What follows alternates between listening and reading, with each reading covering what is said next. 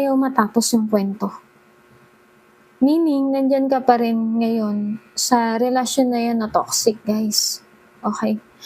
Although, alam mo na na niloloko ka nito, andyan ka pa rin ngayon sa sitwasyon na yan. Diba?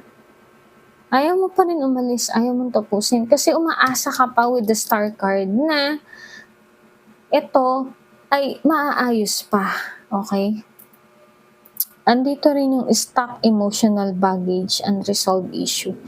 Sabi ko nga hindi ka makaalis. Na-stuck ka na dyan. Diba? Six of Swords in reverse.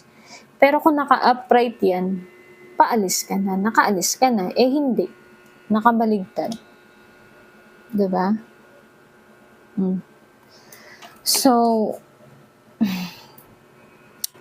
proceed tayo. Pagpatuloy natin, you have to take a